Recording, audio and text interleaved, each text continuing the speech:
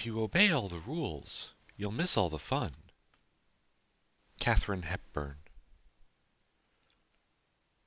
The Daily Grind, Chapter 150. Now they were going into a dungeon, but last night James had dreamed. It wasn't really much of a dream, as far as he was concerned. It was just himself, sitting with Anesh in their motel room, playing some kind of board game. It was dark out. The lights of passing cars and streetlights cut lines through the faded orange curtains of the street-facing window. The AC unit was humming its metal song. Everything was perfectly ordinary. There was a small coffee table that had been moved to the foot of the bed. Varnished dark wood, marred with the strikes and marks of a lifetime in a motel where people did not care about the furniture. 2 chairs, newer, with coarse green cushions and wicker arms, sat on opposite sides. The fact that he'd found himself concerned, and not awake, was what had caught him off guard. "Your play," Anesh said. James kept his mind on the rudder of the dream logic. He had gotten good at it, but he didn't have room to be smug here. Dreaming was like a really old laptop trying to run a dozen programs at once. There was limited space. You had to pick what emotions and thoughts mattered and close the rest down. So he let the dream flow, and he made his move. "Go," he told the dream version of Anesh. "Strange." Anesh tilted its head. "Why that move?" James made another play, adjusting a pawn on the board, putting it somewhere it would be able to grow better.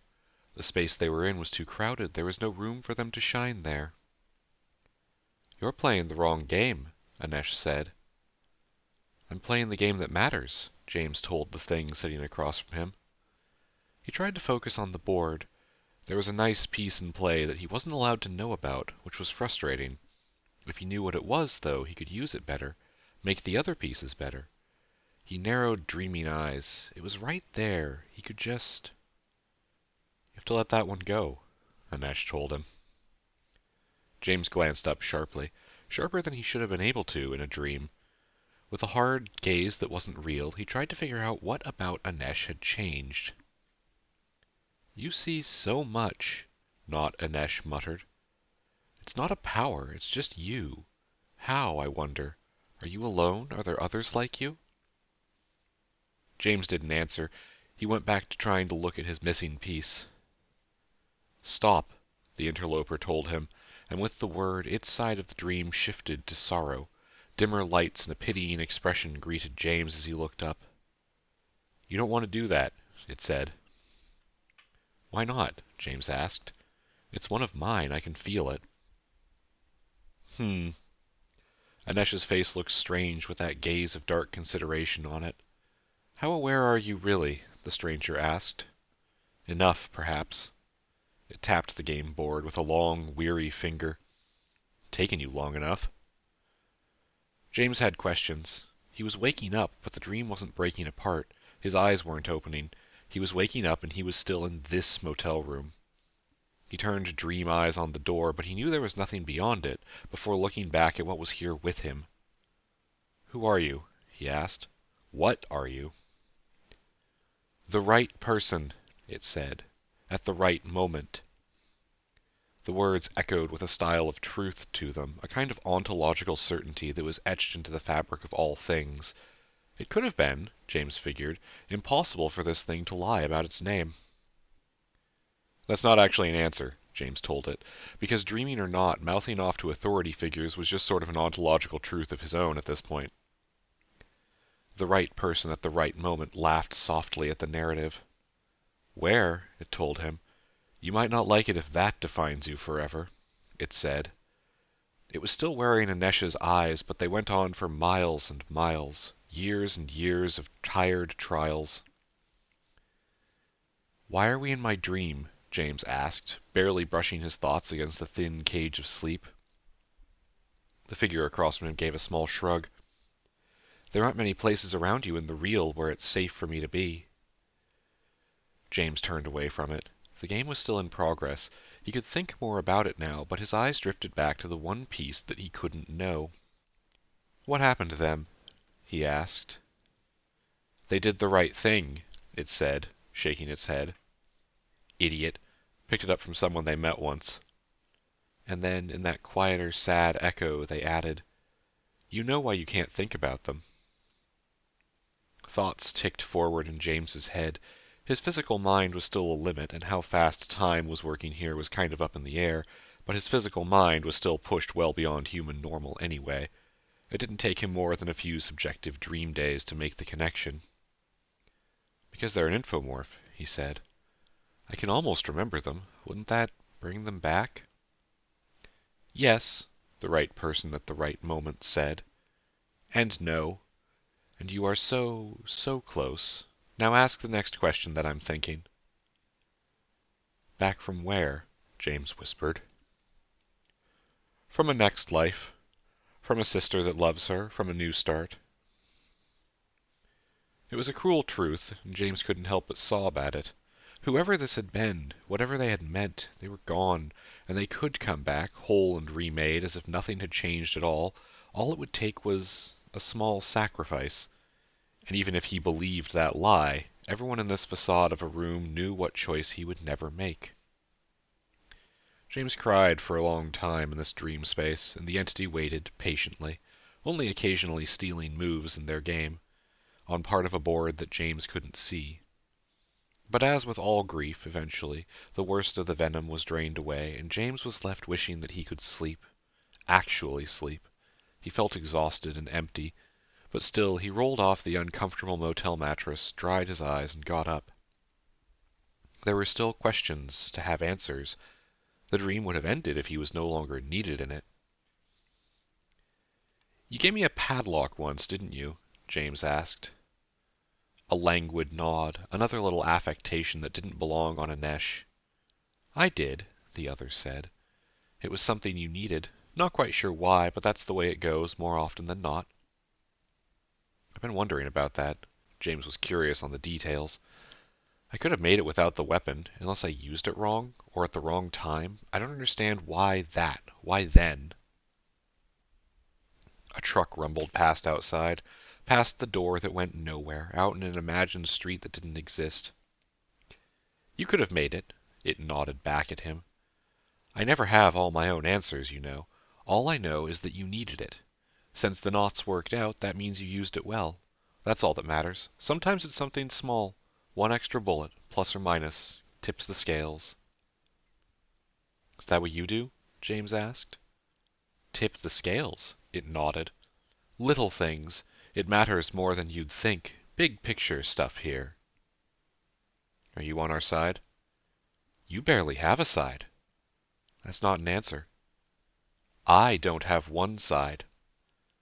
"Okay, how many sides are you on?" 288. 87 if tonight ends badly." "They're all like me, like us?" "No one's like you. You're something new. Even I don't know what that means yet. But yeah, you're one of the sides I'm pulling for." "There's something that I can't ask." James felt a pressure in the back of his head. His actual physical head, not this projection in the dream. "What are you doing here?" "I came to help you let go." "That was before. Why are you still here?" "Waiting to see if you can do it." "Do what?" "Ask." Could he? James didn't know. He had the words, he had the curiosity, the desire to know. But something was holding him back. There was a feeling like a hand clawed around his wrist, holding him from reaching out, except it was around his whole self, nails sinking into his soul. But this thing was here for a reason. It had made this dream, and slipped on his boyfriend's form to accomplish something, and James couldn't just let it go without knowing. So he struggled, but all that did was cause the tension to increase. Brute force, just trying to think through the fog, wasn't really working. It was like trying to outsmart a rampart. Something else then.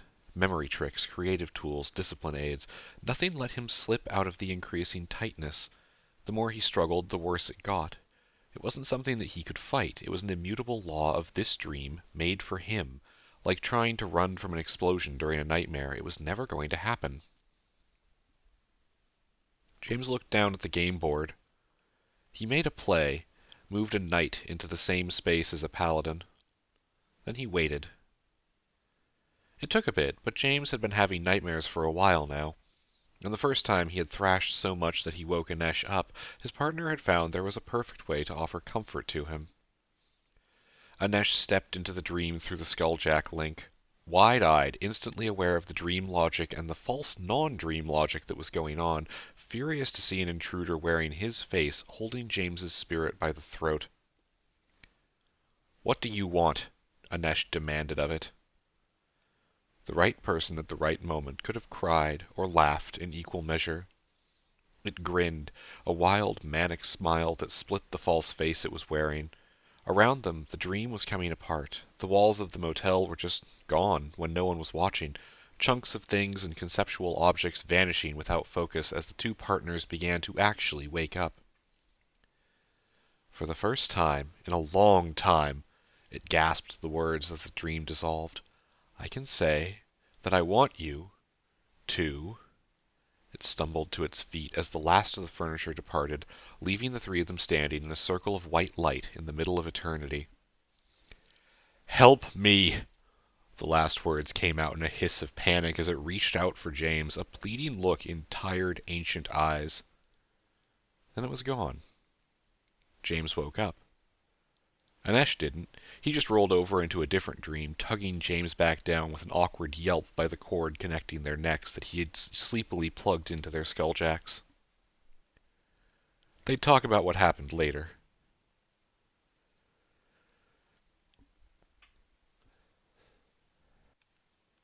That was last night.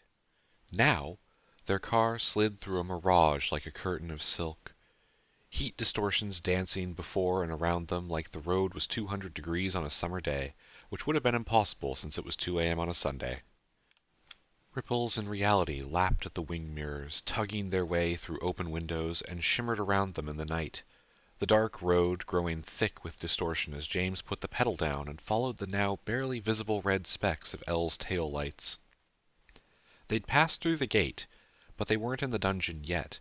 They were in the same road, folded over and over, compressed down. They were here until they made a choice.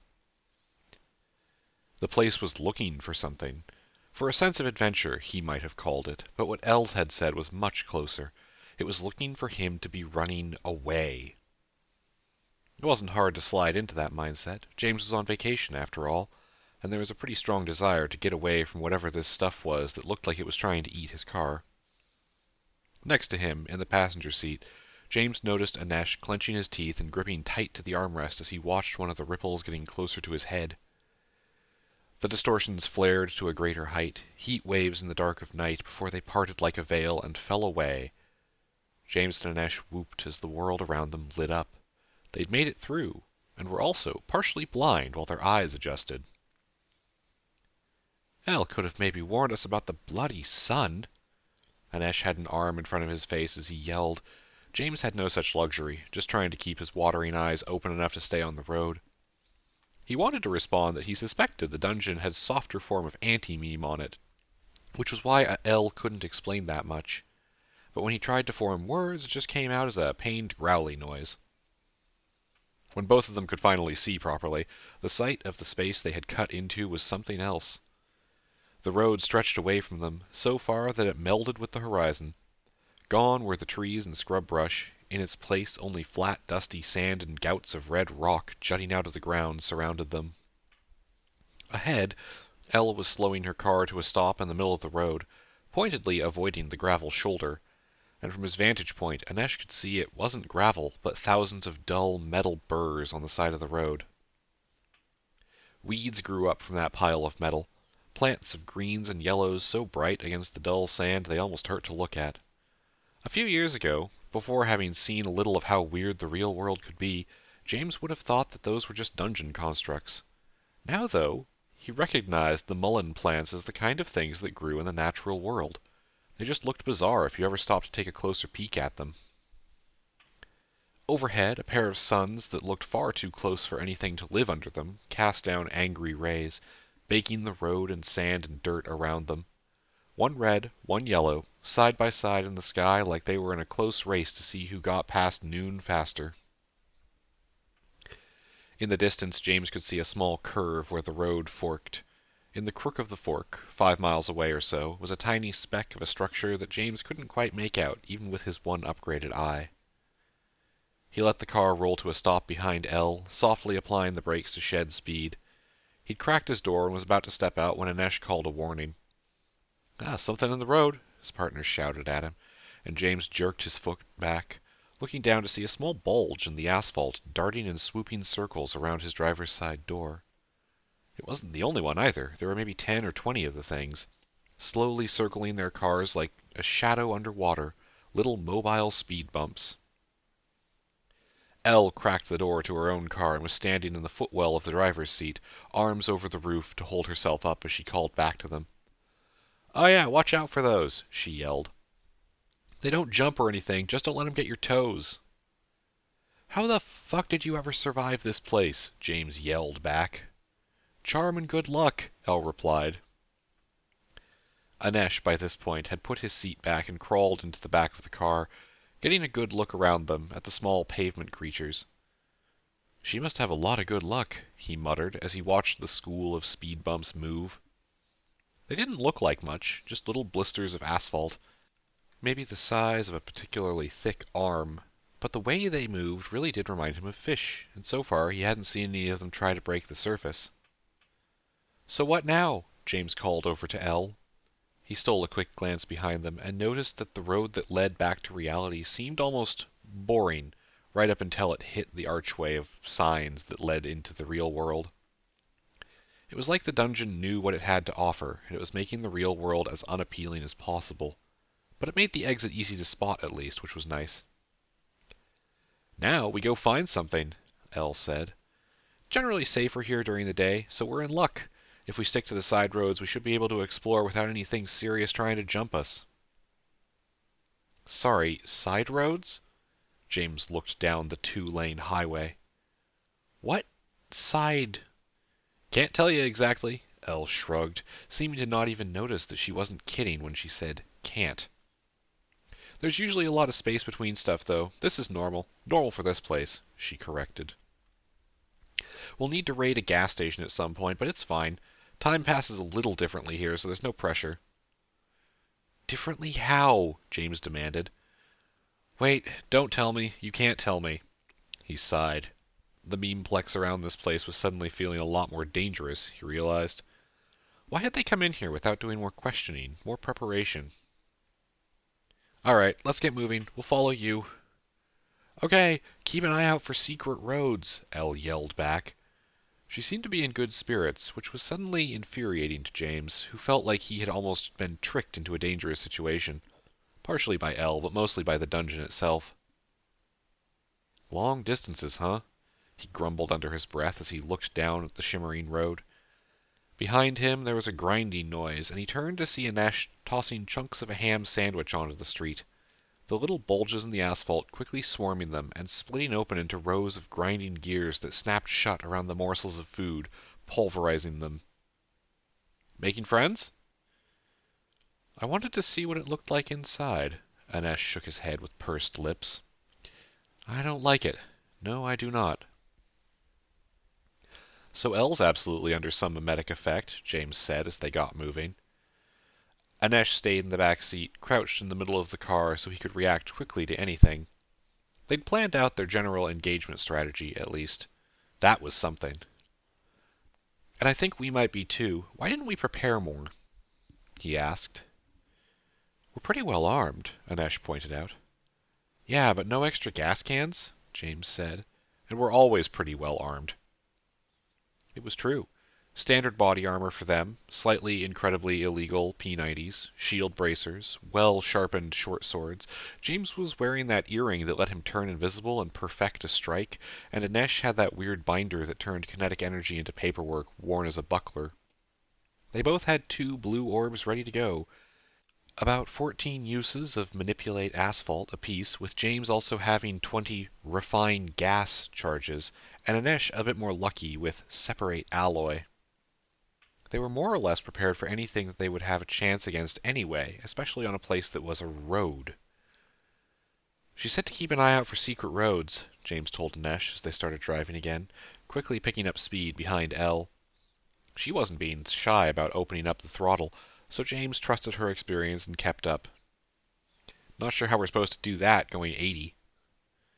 Looks like we've got time to figure it out, Anesh sighed. I think I see another road across the desert. He was looking out the driver's side back window at what looked like a distant gray river, maybe a mile or two in the distance. So, is now a good time to talk? He asked. James gave an unseen shrug. Probably. I don't know what to say. Well, Anesh started, the old gun made it pretty clear she wasn't allowed into dungeons. He settled back, resting his arm against the headrests of the back seat. So at least we're pretty sure we won't be overheard in here. It was in my head, James said quietly, hands tightening on the wheel, an emotion that had nothing to do with his driving. How long was it in there? He wondered. It knew about... it knew about everything. I could feel it. It's like her. Her being the old gun. Something that looked human, but no one who saw it thought it was anything but a nostalgic affectation. And the right person, at the right moment, was like that. Something too big to fit inside a single person. Something incredibly dangerous. Do you remember how we decided a while back it was generally more efficient to spread dungeon power around, build an organization using those tools, and they could be good without the magic? Anesh commented, seemingly going off on a tangent. Yeah? James relaxed slightly, even if only out of confusion. Why? Well, I feel like this is a good post hoc argument for why we might have been right all along about that, Anesh said dryly. Both of them are obviously tied to the dungeons. Both of them are absurdly powerful. I think this might be a little more evidence into the basket for the theory that they used to be delvers and pushed it a little too far. Yeah, James sighed again.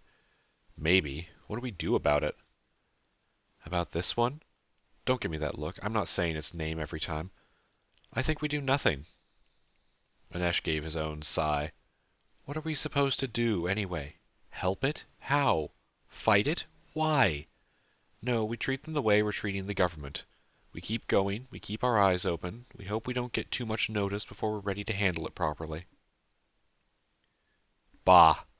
James waved one hand in the air, only barely paying attention to the road at this point. You're right, but bah. He slumped back into his seat. See any secret roads yet? He asked. Nothing. Anesh shook his head, alternating to the other side of the car. Are the speed bumps still chasing us? James asked. Anesh peeked out the window, the rush of air at high speed tugging at his hair. I think they gave up a couple miles ago, he said when he ducked back into the car. This place is a little weird, isn't it? Yeah.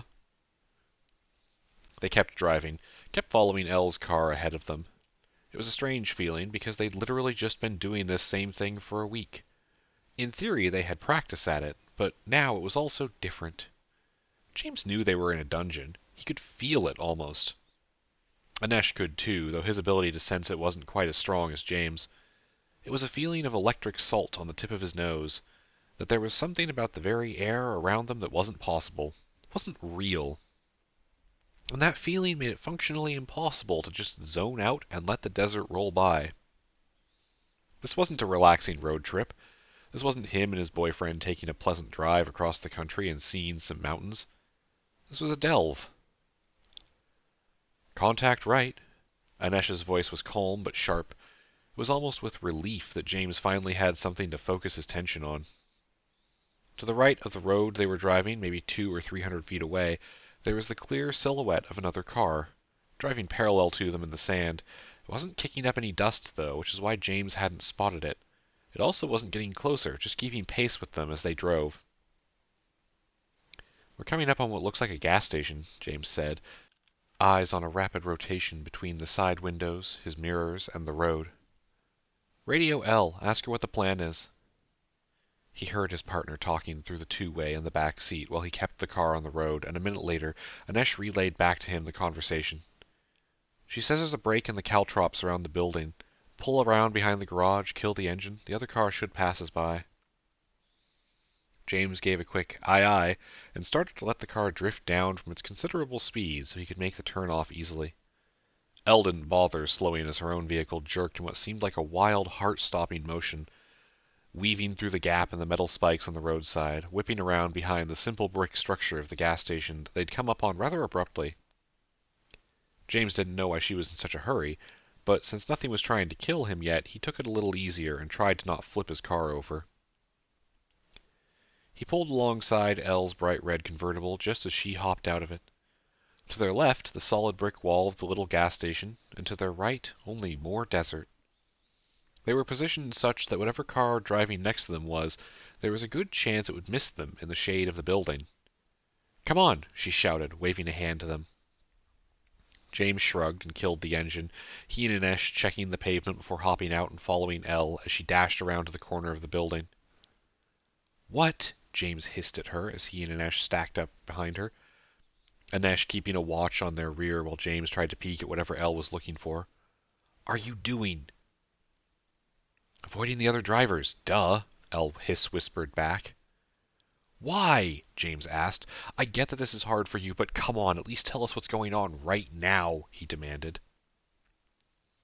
Elle blinked, glanced back at him, blinked again. She straightened up, planted her back against the corner of the wall, and leaned against a drain pipe. She opened her mouth, but nothing came out. She tried a few more times, looking like a gaping fish for a moment before she finally sighed. "Shit. It's in my head, isn't it?" James softened his voice. "Just for this place, I think," he said. "Let's try a different approach. Boy, that car sure is chasing us," he said with exaggerated enthusiasm. Elle gave a small, unimpressed frown at him for a few seconds before she processed what he was saying. "I think I get what you're trying to do, but I still feel like I'm not supposed to tell you anything you haven't figured out." "Elle, I explore dungeons for a living," James reminded her.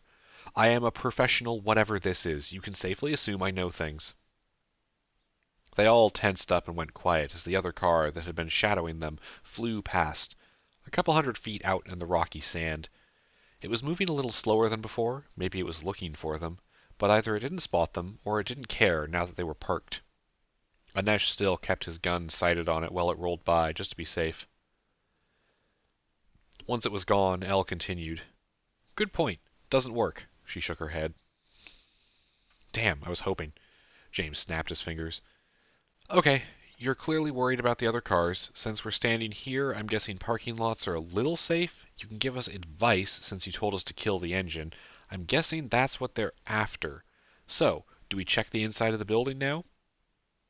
"There's some cool stuff in them sometimes," Elle said, and then, realizing what she'd just said, she shivered and added, "And I can't explain what.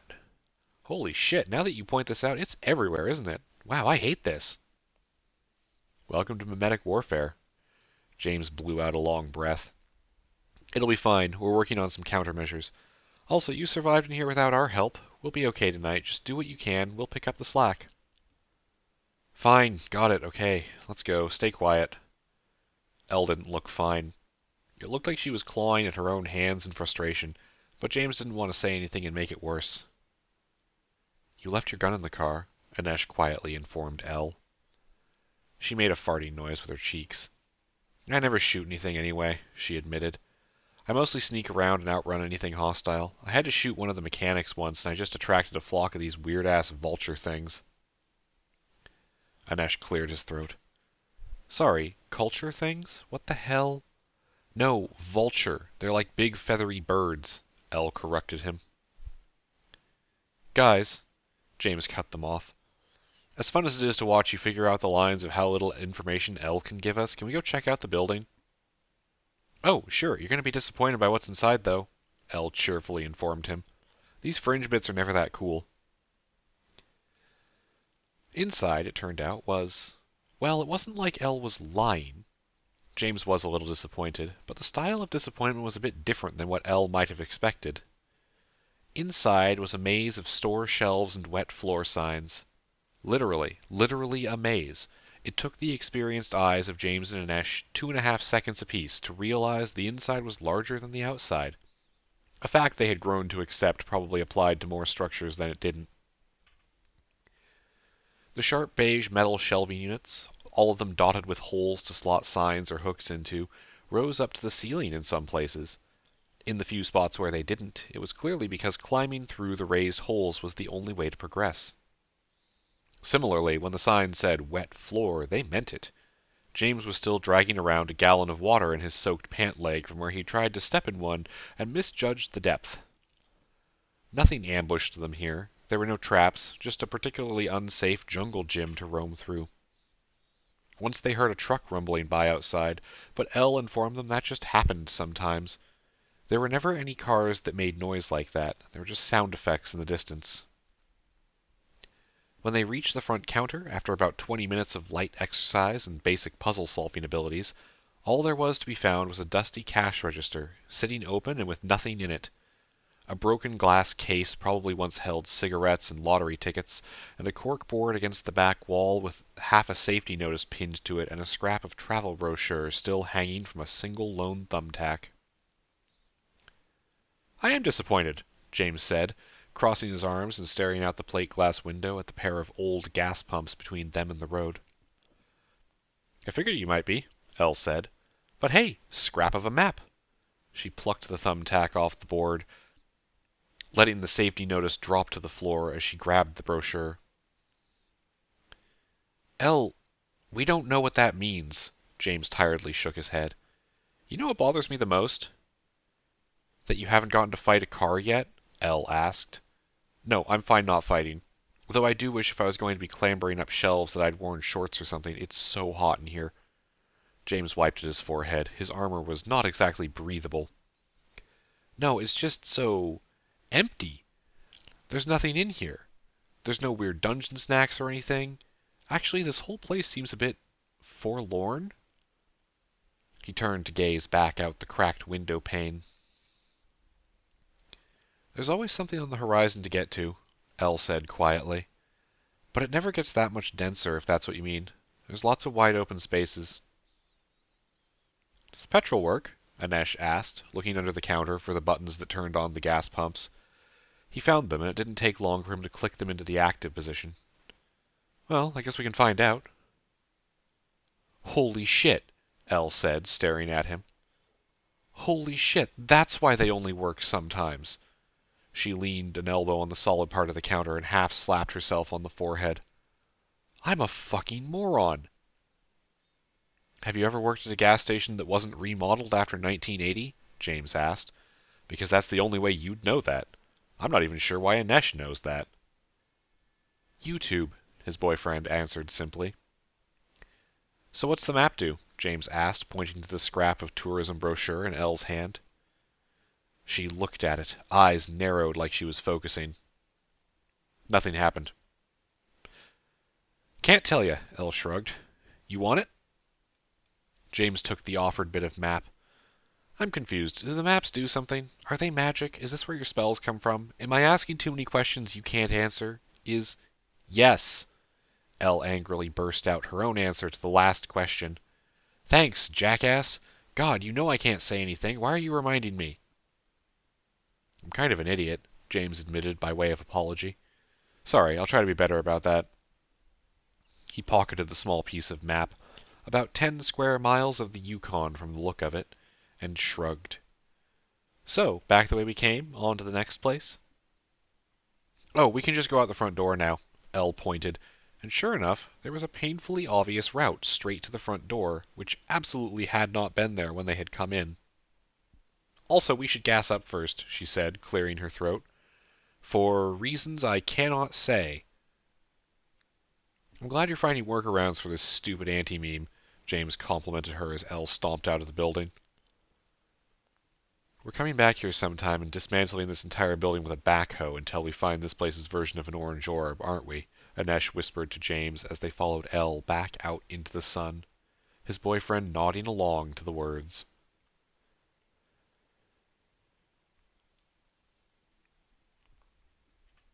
James still wasn't clear on exactly what the magical gas did exactly. He hoped it was a health potion for his car, though. He and Anesh had spent a good 5 minutes coming up with the ways different classic D&D potions would work on a car. They'd had a lot of time. and you could only stay on high alert for so long before it started to fray the nerves and dull the senses, which made it worse than useless. They had a working theory on a part of this dungeon, at least so far. Ever since experiencing the heart of the Akashic sewer, the Order had been attempting to figure out if that was something present in every dungeon. It wasn't a good idea to make a judgment based on a single point of data, but there was fringe evidence to support the fact that dungeons had something akin to a central vital point. Evidence like the existence of defenses at all, defenses that were frequently balanced with prizes, but even then, the existence of the prizes could be a sort of evolutionary solution to getting delvers to keep a dungeon alive rather than kill it. Their working assumption was that dungeons were, in some way, physical, which meant, in some way, vulnerable, which made the different layouts, life forms, and dangers of every dungeon very interesting to study, because it meant that in some way, anything could be a defense of that vulnerability. This dungeon, this winding set of desert roads, had turned boredom and distance into protective weapons. "We have been driving for 4 hours," Anesh informed James grimly. "Is there just nothing here?" He was laying in the back seat with an arm over his eyes, not bothering to watch the desert around them for a few minutes. "There's a parking structure coming up," James told him cheerfully. "But then, it's been coming up for the last 5 miles, so what the fuck do I know?" He trailed off, biting his lip as he steered the car one lane over, whipping past a line of traffic cones at high speed. "Make any progress with the map?" "Nothing," Anesh sighed. "I appreciate Elle pointing it out to us, but what in the hell is it supposed to do? We know she has spells and a mana pool. She didn't have a problem sharing that with us a year ago, so this has to be a part of that, right?" James eased his foot onto the brakes, matching Elle's speed as they rolled past a speed trap that he had to assume was going to be literal in some way, before Elle shot away from them again. He shook his head. That girl was a little too into the acceleration her car could put out. Once they were back in the clear, he spoke again to Anesh. "I remember her saying something about finding an artifact in here that upped her mana pool, so the map probably isn't that." "So a spell in some way, then. A piece of a spell book, maybe? Or we're wildly off base, but let's assume." Anesh turned the small square over in his hands again. "Is it a puzzle? Do we go here in the real world?" He hummed and thought. "No, I don't think Elle ever phrased anything like that. I don't know." He folded the paper up and awkwardly shoved it in his pocket before rolling back to a sitting position and checking the windows around them. "Don't think I much like this place," Anesh settled on. James was hard-pressed to argue with that. This place was, more than anything else, a test of endurance and patience. And yes, he had skill orbs for driving that made it easier to find the perfect posture, which was cool. He had a lesson from the sewer that made the endurance tests a little more trivial. And yes, they had food and water for 2 weeks in a lunchbox in the back seat.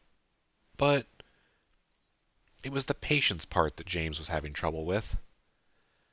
Officium Mundi had a similar defensive doctrine in terms of being huge and difficult to navigate, but in Officium Mundi, James had never once had an opportunity to be bored.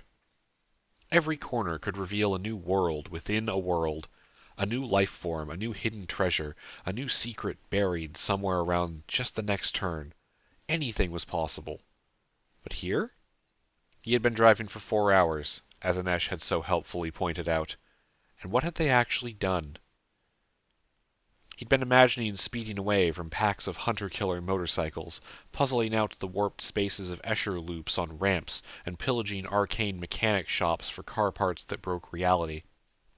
Massive highway structures like monuments to the gods, traffic that went on forever. Instead, the map Anesh was keeping of this place showed exactly 5 forks in the road so far, and even though they were weird and in non-languages, there were still signs every now and then to help them find their way out. The closest thing to a highway rising toward divinity was the road they were now on, having 4 lanes instead of 2. They had pillaged 1 gas station, and the biggest danger was heat stroke from the dual suns overhead. The line of traffic cones was a bigger threat than anything else they had faced, and James didn't even know if they were anything other than mundane traffic cones. The suns were pretty cool, though. James would concede that much. The scenery here was, if in nothing else, magnificent, for what it was. He grabbed the two-way out of the passenger seat and radioed ahead to Elle. "Hey," he opened up. "Are we stopping at the parking garage obelisk coming up, or is this another thing we avoid?" James was a smidge bitter. Elle had made them skip a roadside coffee stand for reasons she wouldn't explain, but it sounded serious. "Alright, I've got this shit figured out," Elle's voice came back, and James had to push down a laugh that he felt might have been a little mean given her current status as cursed. She'd been trying all day to find ways around her own language barrier. "I've got a good feeling about the parking structure," Elle pronounced the words with deliberate, snarky emphasis. "My mood board for parking structures in general includes environmental disasters in the Gulf of Mexico, pictures of birds, the police, and David Bowie's crotch. Also more stuff I haven't been able to figure out yet." Elle sounded positively smug about that. Anesh snatched the radio out of James's hand and brought it to his mouth with an exasperated look. "Neither of us know what any of that means," he complained. "I know what some of that means," James corrected him. Anesh hit the radio button again. "Never mind, I apologize. Apparently James speaks your weird code language. See you when we stop, I suppose." James barked out a bout of laughter. "Okay, so some kind of problem with oil." He started ticking off points from what Elle had said. "Some kind of bird thing, possibly the vultures that she was talking about earlier. The police could mean anything, but it's probably not the band, so we're looking at this dungeon's version of puppet life, some kind of guard thing." "And the last bit?" Anesh asked. "What, David Bowie? It's a reference to the movie Labyrinth. It means there's another maze in there, which I'm guessing is every building here, actually." James thought about it for a second as they approached the building that was looking taller and taller by the minute. The parking structure was easily 20 stories tall, all cold gray concrete and harsh lines. "Actually, I'm wondering if Elle could just say labyrinth, since that's not an accurate description of the things." "They're mazes," Anesh nodded in agreement. James smiled at him. "Exactly, not a labyrinth at all. So, is the memeplex here based on your own perception of what you're saying, or is it just censoring keywords?" "I mean, she's giving us a mood board, whatever that is, so I'm guessing the keyword thing." Anesh shrugged, stretching his legs out in the back seat and getting ready to jump out of the car when they parked. "Wonder if we can just use a substitution cipher to get around it." "It's an art thing," James said. As Anesh raised eyebrows at him, he followed up. "A mood board, I mean. It's a bunch of stuff that's meant to give you a vibe for a project. You know that thing you do for our D&D games where you send everyone a playlist to listen to during character creation? It's that." "Oh, fun." Anesh gave a small nod out the side window. "Looks like Elle's stopped in the middle of the road," he noted. "Are we... No, of course we're not parking in the parking garage. Obviously, what am I saying?" He shook his head to himself, not even really complaining anymore. They stopped again and hopped out, taking a minute to reattach gear and weapons to their belts and armor rigging. James noted a couple of those little mobile speed bumps on the right side of the asphalt surrounding the parking structure, like a pool of smooth black in the middle of the sand. But the creatures weren't homing in on them, so he just kept an eye open and didn't antagonize the little things. "So what's the plan?" he asked Elle. They were just stopped in the middle of the oncoming lane. There were a few curved paths that led into the lots surrounding the structure, but they hadn't taken any of them. "Well, we're going to need to sneak in," she said. In sharp contrast to the boys, Elle was mostly unarmed. She had a knife up her sleeve and a can of spray paint overfilling one jacket pocket, but that was about it. "You know how banks have security on the front door?" she asked pointedly. "I feel like you're going to get really good at metaphor by the time this is over," James laughed. "So what, up the side, climbing the second floor gap?" he clarified. "Yep," Elle cheerfully commented. "I brought a grappling hook." "Okay, I'm a little envious." James hadn't stopped grinning. This was more his speed for dungeon delving. On foot, and slow, and silly fun. They circled around the left side of the building, staying out of view of the shaded ramp leading to the interior. It took 2 tries for Elle to hook the grapple that she'd clearly bought off the internet onto a stable perch, and 3 minutes for the trio to climb it using the concrete wall of the parking structure to brace against. Now this, James was grinning wildly as they stood up on the second floor of the garage. This is what I'm here for, he said. It looked like a scene from a post-apocalyptic movie. Cars had been thrown against each other, covering the space like a mechanical barricade. Only it wasn't just across the aisles. Cars were parked in some spaces as well, only stacked 2 or 3 vehicles high.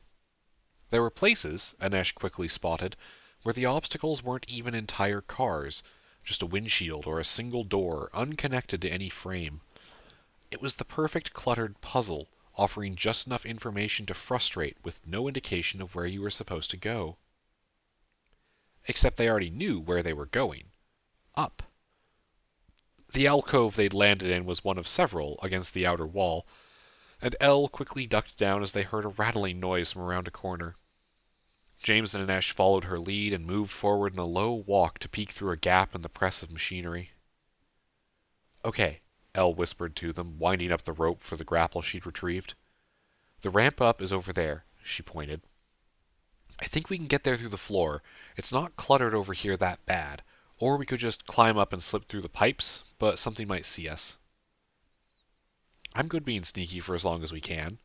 James was still feeling excited as he took in the maze of metal and glass. Have you been here before? He asked. Not in this one, Elle said. They change a lot. Also, watch out for anything with the hood popped, she added as she slipped forward into the gap between a sedan and the sideways bed of a pickup truck. Why? Will they try to eat me? James asked. Elle said nothing. After a moment, he added, Do they explode? I cannot say, Elle said, effectively answering that question. Great. It wouldn't be a dungeon without something normal that exploded, Anesh muttered, bringing up the rear. They kept moving, sneaking through the press of stacked car parts and concrete pylons, pausing every time they heard a noise nearby. Elle insisted, in the limited language she was building as they went, that there were creatures in here, and they were absolutely hostile most of the time, so they tried to keep quiet as best they could. It was just before they reached the ramp up to the 3rd level that they ran into a little trouble. There was a clearing in the area ahead of them, a small ring of open space maybe 20 feet across. James spotted it through a tinted windshield that formed a wall at head level as they crouch-walked under an upside-down Prius. A quick double check showed that it was where they would be turning into in a minute if they kept going. In the middle of that open ring was a battered concrete pillar, yellow paint flaked off in scraps that littered the ground around it, and on top of that little pylon sat something both weird and familiar all at once. It had matted and filthy brown feathers and a puffed-out chest larger than you'd see on all but the biggest natural birds. Claws made of steel cable cut into the concrete below, grinding away at the rock and leaving pockmarks around the top of the thing's perch as it picked away at the paint that remained. It looked like an overly large vulture, only with a few tweaks to its anatomy. Like the fact that, in place of a normal vulture's head, it had the boxy metal and glass of several old model security cameras. Well, that's something you see every day, James quipped. The bird's view rotated as it twisted one of its heads back and forth. It hadn't heard them, but it was still keeping an eye on the main path up the stairs. We should circle back and climb the pipes, Anesh suggested. It's fine, Elle waved him off.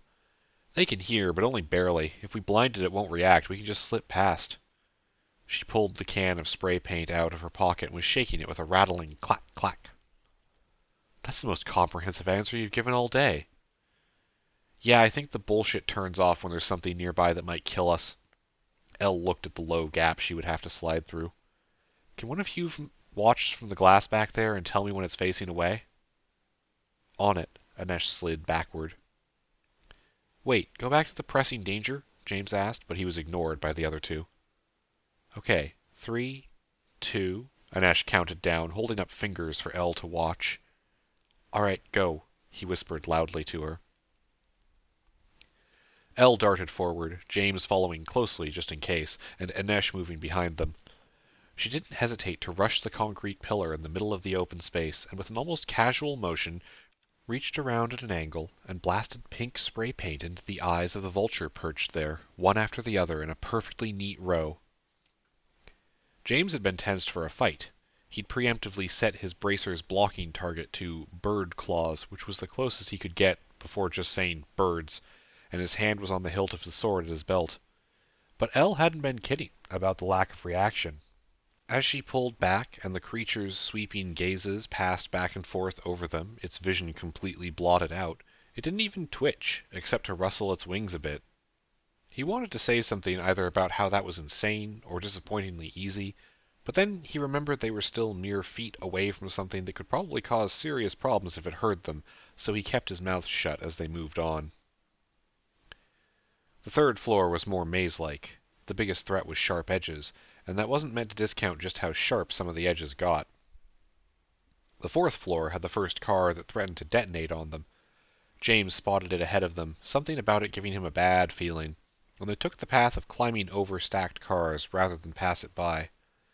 Up close to the ceiling, pressed against the roof of a truck as they slithered toward a line of pipes that separated them from the ramp up, James could see cobwebs and grimy oil stains, and he wondered how both of them had gotten there. On the fifth floor, the top of the ramp was blocked by an RV that could never have actually fit inside the structure, no matter how much bigger it was on the inside. They had options to get around it, but the increasingly loud metallic screeching sound pushed them to duck back inside the camper, waiting for whatever was patrolling around to pass. While they were there, James took the opportunity to peek into the cupboards, turning open a bag of potato chips that looked like oil spills made solid, and also finding half a page out of an atlas showing the top half of the city of Johannesburg. "More map stuff," he said to Elle. "This one isn't giving me free magic either," James joked. "Hang on to it, I've got some reference material at home," she cryptically responded. "Also, again, I hate this mind magic bullshit. I don't know if I've said this a lot, but until you guys showed up, I never had to deal with this crap." "Wait, us?" Inesh demanded. "What did we do?" "Well, probably nothing," Elle conceded, ear pressed against the door into the camper as the noise outside receded. "But I didn't notice until now, so fuck y'all, I guess." They moved on after that, deciding collectively to argue about whose fault everything was later. The sixth floor had almost no obstacles at all. In fact, it looked like a normal human parking garage, with a handful of scattered cars taking up parking spaces, and nothing else. It also had a light on in a small security office, a sharp white glow coming through the windows. They spotted it next to the doors to an elevator as they turned the corner from the ramp up. No one brought up the elevator, every one of them so suspicious of any convenience in a dungeon that they had already had a gut instinct to avoid it. There was something in the office, though. Elle made it as explicit as she could that it was something hostile but slow, but also that getting into the office would be a good idea. "Okay, so security, right?" Inesh asked. "I'll circle around the other side, set off a car alarm. You two slip in." James and Elle crouched down behind the hood of a boxy brown delivery van, watching the door to the office while Inesh crept away.